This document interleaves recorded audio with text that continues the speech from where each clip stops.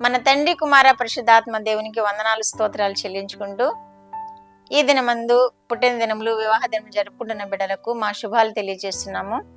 దేవుడు మిమ్మల్ని మెండుగా దీవించాలని మా ప్రార్థన. ఇలాంటి పుట్టిన దినములు, ఇలాంటి వివాహ దినములు అనేకమైనవి జరుపుకుంటూ మీ జీవితంలో మీరు ఆశీర్వాదకరంగా జీవించాలని మేము ప్రార్థన చేస్తుంటాం. దేవుడు మిమ్మల్ని దీవించును గాక. దేవుడు ఈ దినం మనకిచ్చిన వాక్యము మొదటి సమూయేలు గ్రంథము 18వ అధ్యాయము 14-15 వచనాలు చదువుకుందాం. మరియు దావీదు సమస్త విషయములలో సుబుద్ధి కలిగి ప్రవర్తింపగా యెహోవా అతనికి తోడుగా నుండెను. దావీదు మిగుల సుబుద్ధి గలవాడై ప్రవర్తించుట సౌలు చూచి మరి అధికముగా అతనికి భయపడాను. ఇక్కడ మనకి సుబుద్ధి అనేటువంటి పదం మనకి వినిపిస్తుంది. 2 వచనాల్లోనూ 2 మార్లు సుబుద్ధి అనే మాట వినిపిస్తుంది. ఈ సుబుద్ధి ఉన్నవారు ఆశీర్వదింపబడతారని, ఈ సుబుద్ధి ఉన్నవారు దీవింపబడతారని, వర్ధిల్లుతారని మనం ఇక్కడ ఒక వ్యక్తిని బట్టి తెలుసుకోగలుగుతున్నాం. ఎవరు అంటే దావీదు సుబుద్ధి కలవాడు. ఎందుకని అంటే బాల్యం నుండి దేవుని యందు భయభక్తులు కలిగి పెరిగాడు.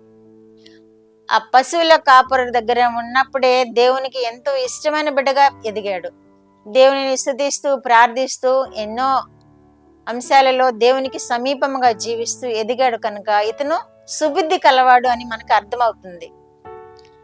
అలాగే ఇతను సుబుద్ధి గలవాడు కనుక దేవుడు ఇతన్ని బహుగా ప్రేమించాను అని కూడా వ్రాయబడి ఉంది.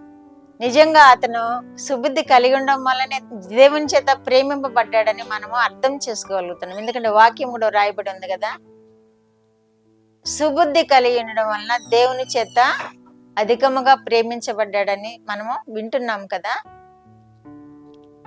కనుక మనము సుబుద్ధి కలిగి ఉండాలి అని వాక్యం ద్వారా మనం అర్థం చేసుకోగలుగుతున్నాం.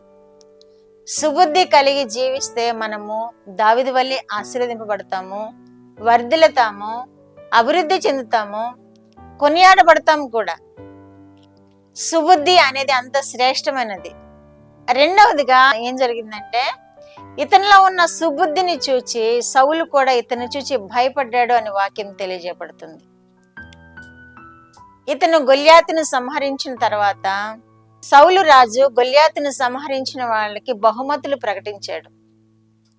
ఆ బహుమతులు సొంతం చేసుకోవడానికని ప్రయత్నం చేస్తున్నాడు. అది కాకుండా సౌలు దగ్గరకు ఇతను గొల్యాతు తలను తీసుకొని వెళ్ళినప్పుడు, శిరస్సును ఖండించి తీసుకొని వెళ్ళినప్పుడు అతని క్షేమాలు విశేషాలు కనుక్కుంటాడు. సౌలు కనుక్కుని తన దగ్గర ఉంచుకుంటాడు ఆయన దావీదుని. అప్పుడు అతనితో దేవుడు ఉండటం, దేవుని కార్యాలు అతనిలో జరగటం సౌలు చూచాడు. ఆనాటి నుండి సౌలు అతని మీద విషపు చూపు నిలిపాడు అని కూడా రాయబడి ఉంది. సౌలు దావీదుకి భయపడుతూ వస్తున్నాడు. ఎందుకనంటే దేవుడు అతనికి తోడుగా ఉన్నాడని, దేవుని చేత అతను బలమైన వ్యక్తిగా నిలబడ్డాడని, అతనిలో ఉన్న సుబుద్ధిని బట్టి సౌలు భయపడ్డాడని వాక్యంలో రాయబడి ఉంది. కనుక మనలో సుబుద్ధి ఉంటే మనల్ని చూచి కూడా ఇతరులు భయపడే విధముగా మనం ఉండగలుగుతాం. ఆ సుబుద్ధి ఎక్కడ దొరుకుతుంది అంటే దేవునిలోనే సుబుద్ధి దొరుకుతుంది. దేవుని యందు భయభక్తులు కలిగిన వారు సుబుద్ధి కలిగిన వారుగా ఉంటారు. దావీదు దేవుని యందు భయభక్తులు కలిగి ఉన్నాడు కాబట్టి సుబుద్ధి కలిగి ఉన్నట్లుగా మనం వాక్యంలో చూస్తున్నాం. ఆ సుబుద్ధి వల్లనే సౌలు కూడా భయపడినట్లుగా చూస్తున్నాం. ఆ సుబుద్ధి వల్లనే సౌలు తర్వాత రాజుగా చేయబడిన విధానాన్ని కూడా మనం వాక్యాల్లో చూస్తున్నాం. ఈయన రాజుగా బహుశ్రేష్టమైన పరిపాలన చేసినట్లుగా కూడా మనం వాక్యాల్లో చూస్తున్నాం. ఈ దావీదు సుబుద్ధి వలన శ్రేష్టమైన స్థితిని కలిగి ఉన్నాడు, ధనధాన్యాలను కలిగి ఉన్నాడు. ఏ యుద్ధం చేసినా జయమే పొందాడు.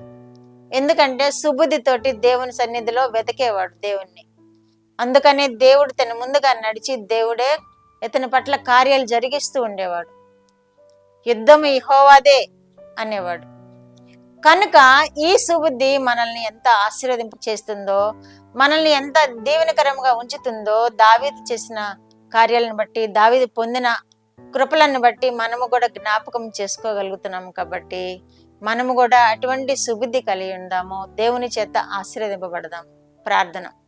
మా దేవ, మా ప్రియ పరలోక ప్రభువా, మీ పరిశుద్ధ పాదములకు వందనాలు, స్తోత్రాలు. మా రక్షకుడైన యేసయ్య స్తోత్రాలు, పరిశుద్ధాత్మ దేవ స్తోత్రాలు.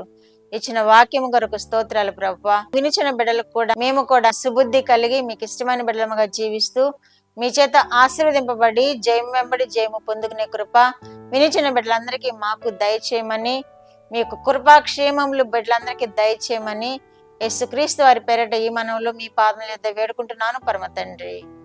ఆమేన్.